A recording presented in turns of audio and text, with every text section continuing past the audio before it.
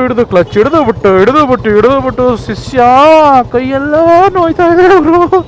ಅಪ್ಪ ಸ್ವಾಮಿ.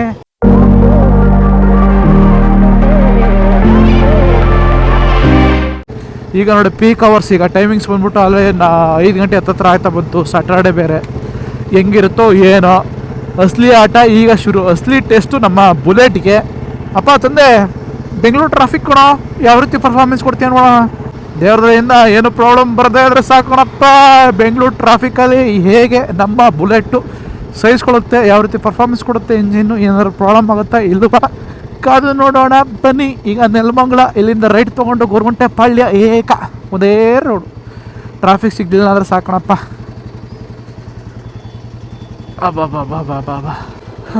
ಬೆಂಗಳೂರು ಒಳ್ಳೆ ಊಟ ಆದಂಗೆ ಆಗೋಯ್ತು ಬಿಡೋ ಮರೆಯತ್ತಾಗಿ. ಫುಲ್ಲು ಮಂಜು, ಸೋನೆ ಬೇರೆ ಬರ್ತಾಯಿದೆ. ಏನು ಕತೆನೋ ಏನೋ.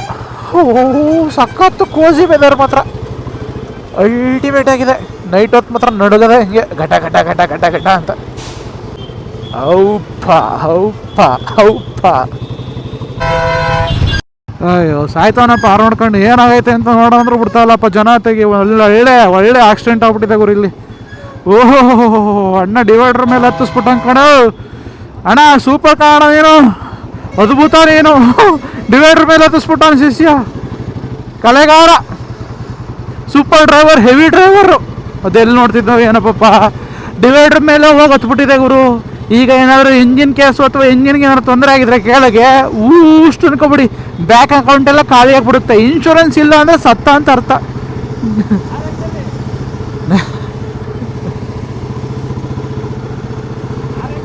ಮನೆ ಹಾಂ.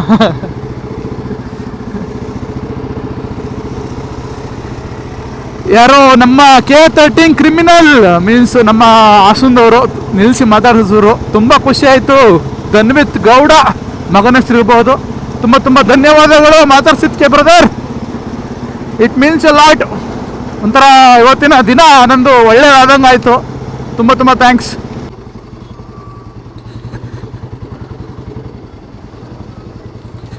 ನೋಡಿ ಇದೇ ಗಾಡಿ ಅವ್ರು ನಿಲ್ಲಿಸಿ ನೋಡಿ ಮಾಡಿಸಿದ್ದು ಕೂಗಿ. RX ಅಂದರೆ ಇಷ್ಟ ಅನಿಸುತ್ತೆ. RX ಇಲ್ಲಿ ಅಂತ ಕೇಳಿದರು. RX ಮನೇಲಿದೆ ಅಂತ ಹೇಳಿದೆ. K13 criminal super.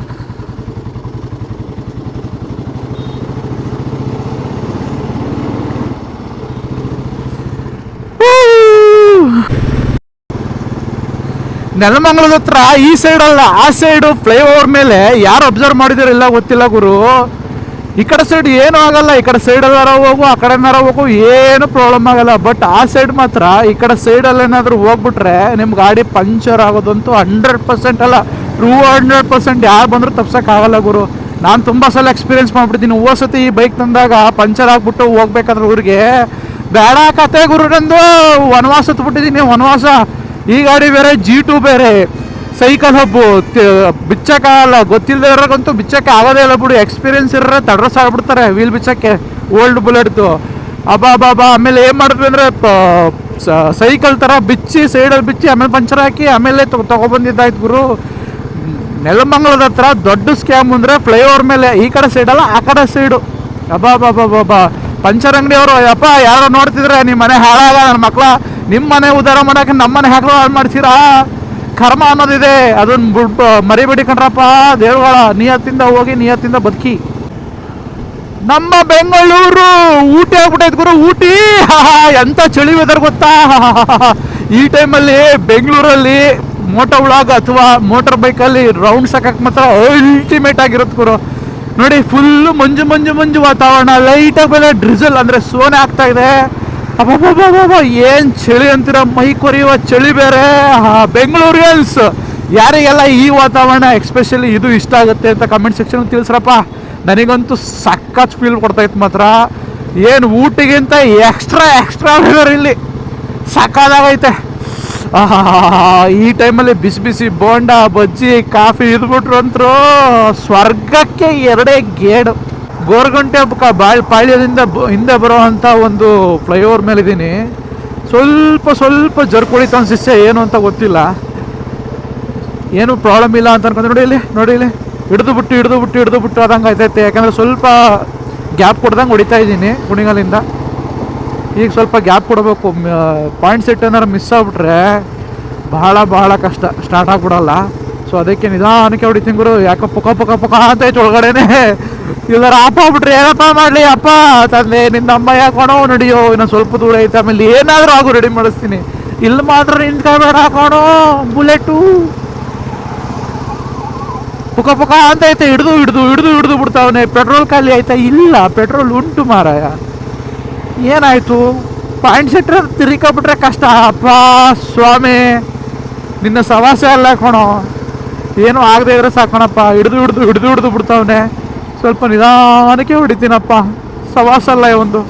ನಾನೀಗ ಗೋರ್ಗುಂಟೆ ಪಾಳದಿಂದ ಹಿಂದೆ ಬರುವಂಥ ಒಂದು ಫ್ಲೈಓವರ್ ಮೇಲಿದ್ದೀನಿ.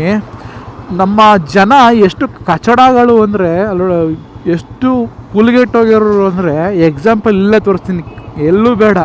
ಸಿವಿಕ್ ಸೆನ್ಸ್ ಮಾತ್ರ ಝೀರೋ, ಎಲ್ಲಷ್ಟು ಇಲ್ಲ. ಕಿತ್ತೋಗಿರೋ ಬುದ್ಧಿ ನಮ್ಮ ಜನಕ್ಕೆ. ಬಟ್ ನಮ್ಮ ಜನಕ್ಕೆ ಏನು ಬೇಕು ಗೊತ್ತಾ?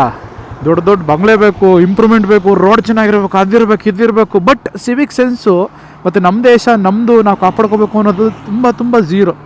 ಏನಕ್ಕೆ ಅಂತ ಈಗ ತೋರಿಸ್ತೀನಿ ನೋಡಿ. ಇಲ್ಲಿ ನೋಡಿ, ಇಲ್ಲಿ ಕಸಗಳು ರಾಶಿ, ಸಿಗರೇಟು, ಪಾನ್ ಪರಾಕು, ಗುಟ್ಕಾ ತಿಂದು ಇಲ್ಲೇ ಉಗಿದವ್ರೆ.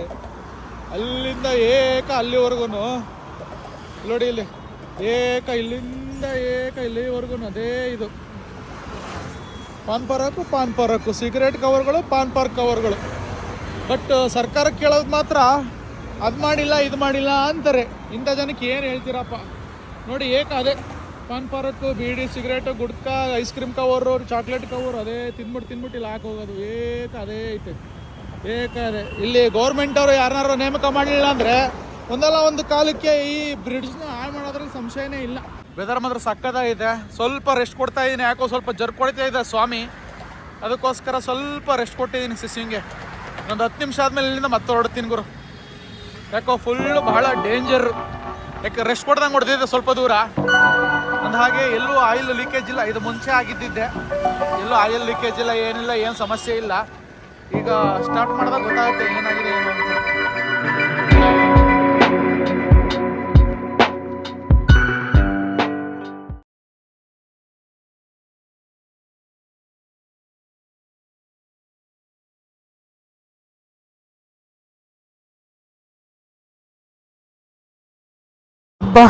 ಆ್ಯಸ್ ಯೂಶುವಲ್ ನಾರ್ಮಲಿ ಸ್ಟಾರ್ಟ್ ಆದ ಗುರು. ಇಲ್ಲೆಲ್ಲ ಜನಗಳು ಉದ್ಧಾರ ಆಗಲ್ಲ ಗುರು.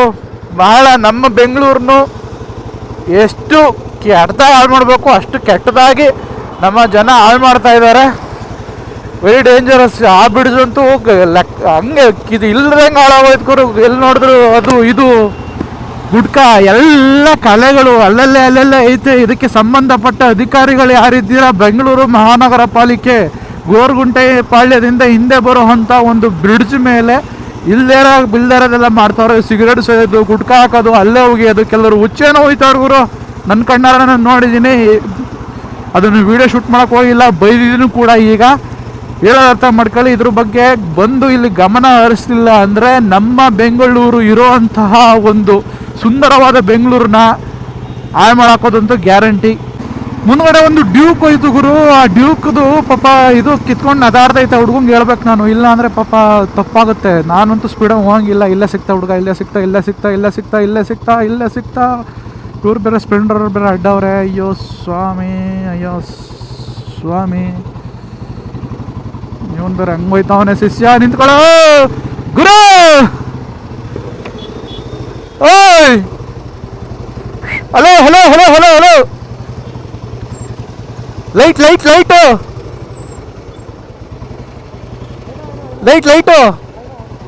ಬಿದೋಗುತ್ತೆ ಅಂತ ಏನಾಗಲ್ಲ. ಓಕೆ ಅದೇ ಕಿತ್ತು ಇಟ್ಕೊಬಿಡಿ. ಒಳಗೆಲ್ಲರೂ ಇದಾದ್ರೆ ವೈರ್ ಸಮೇತ ಕಿತ್ಕೊಂಡ್ರೆ ಏನು ಮಾಡ್ತೀರಿ? ಹಾಂ ಅಲ್ಲ, ನೀವು ನಿಧಾನಕ್ಕೆ ಬೇರೆ ಹೋಯ್ತಲ್ಲ, ಹಂಸಲ್ಲಿ ಏನಾರ ಇದಾಗಿ ಬಿದೋಗ್ತಿತ್ತು ಅಂತ ಅಷ್ಟೇ. ಗೊತ್ತಾ? ಓಕೆ ತೊಂದರೆ ಇಲ್ಲ. ನಾನು ನೋಡಿದ್ನಲ್ಲ ಬಿದೋಗುತ್ತೆ ಅಂತ ಕೂಗಿದೆ ಅಷ್ಟೇ.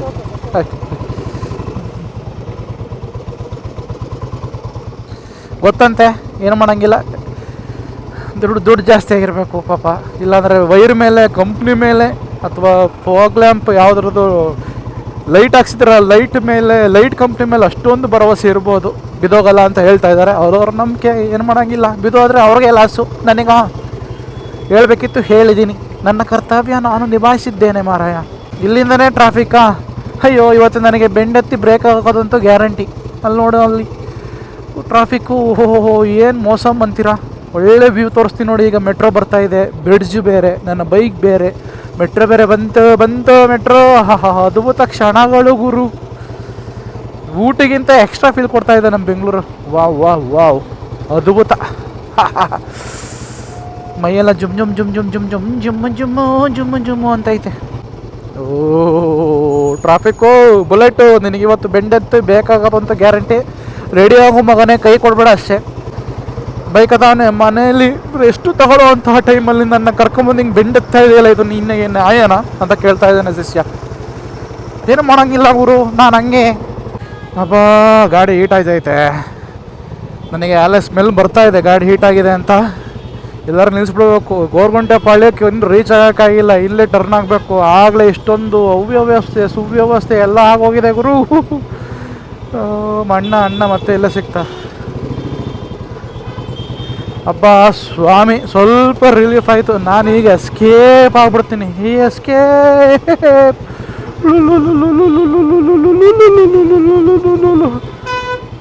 ಕಮಾನ್ ಬಡಿ, ಕಮಾನ್. ಯು ಕ್ಯಾನ್ ಡೂ ಇಟ್ ಬಡಿ, ಯು ಕ್ಯಾನ್ ಡೂ ಇಟ್ ಬಡಿ, ಯು ಕ್ಯಾನ್ ಡೂ ಇಟ್ ಬಡಿ. ಆರಾಮ್ಸೆ, ಸ್ಟ್ರೆಸ್ ಬೇಡ ಮಗನೇ. ನಾವು ರೀಚ್ ಆಯ್ತೀವಿ, ನನಗೆ ಗೊತ್ತದು. ಅಬ್ಬಾ ಬಾ ಬಾ ಬಾ ಬಾ ಬಾ ಬಾ ಬಾ.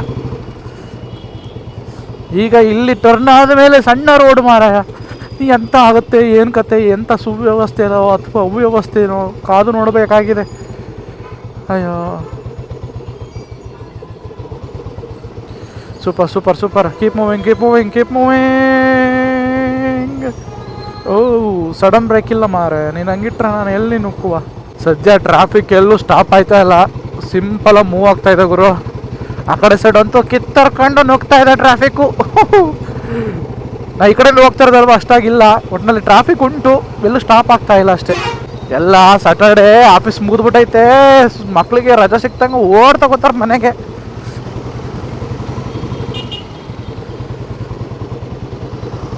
ಅಬ್ಬಾ ಬುಲೆಟ್ ಸೂಪರ್ನ. ಇಲ್ಲಿ ತನಕ ಬಂದಿದ್ಯಾ, ಇನ್ನು ಮುಂದೆ ಸರ್ವೆ ಆಗ್ತೀವಿ ಅಂತ ಗೊತ್ತು ನನಗೆ. ಗೊತ್ತು ಕೊಡೋ, ನೀನು ಒಂಥರ ಲೆಜೆಂಡ್ ಇದ್ದಂಗೆ ಅಂತ.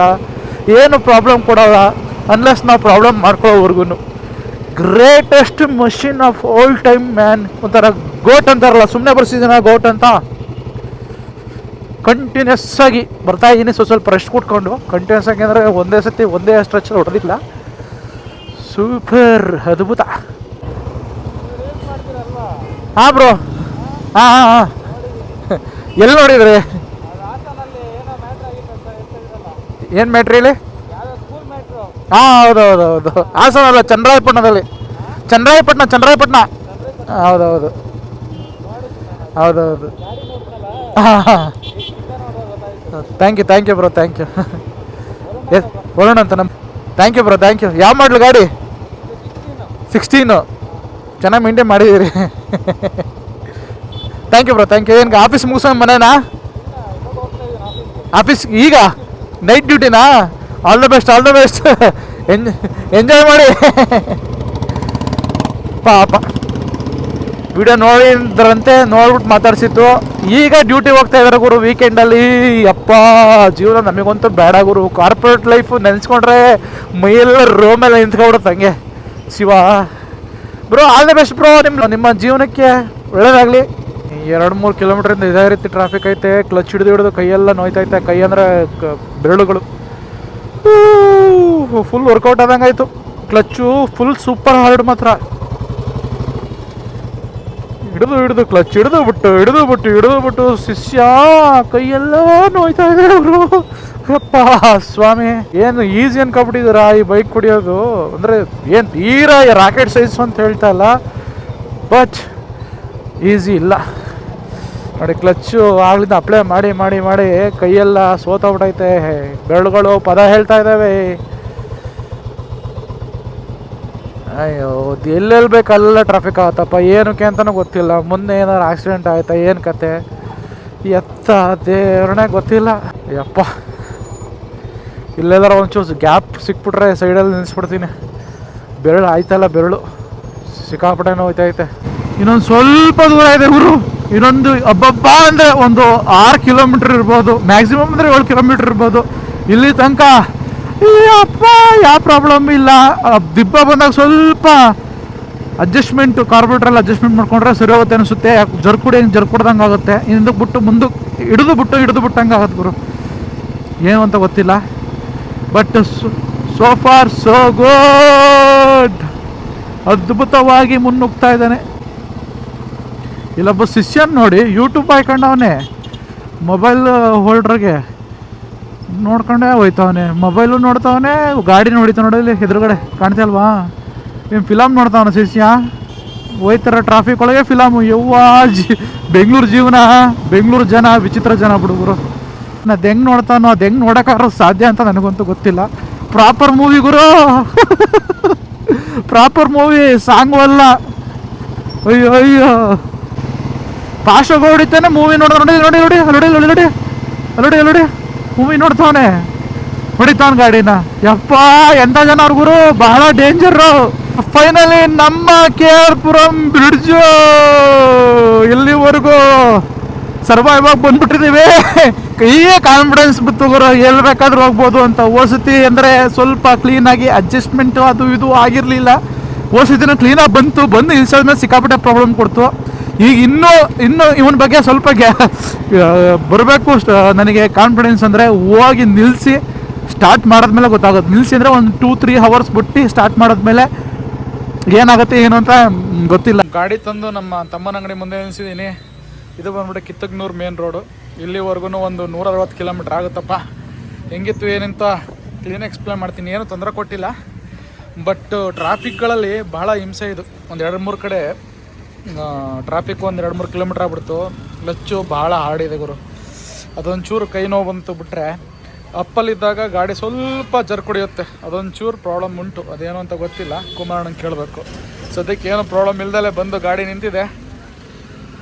ಟ್ರಯಲ್ ನೋಡಿದ್ದು ಬೆಂಗಳೂರಿಗೆ ಸಕ್ಸಸ್ ಆಗಿದೆ. ನೆಕ್ಸ್ಟು ಲಾಂಗ್ ಟ್ರಿಪ್ಗೆಲ್ಲ ವಿತಿನ್ ಕರ್ನಾಟಕದಲ್ಲಿ ಲಾಂಗ್ ರೈಡು ಅಥವಾ ವಿತಿನ್ ಇಂಡಿಯಾದಲ್ಲಿ ಎಲ್ಲಿಗಾದ್ರೂ ತೊಗೊಂಡೋಗ್ಬೋದು ಅಂತ ಒಂದು ಸ್ವಲ್ಪ ಕಾನ್ಫಿಡೆನ್ಸ್ ಬಂದಿದೆ. ಈಗ 60 ವರ್ಷದ ಬೈಕು ಇಲ್ಲಿವರೆಗೂ ಬಂದಿದೆ ಗುರು, ಏನು ಪ್ರಾಬ್ಲಮ್ ಇಲ್ಲದೆ.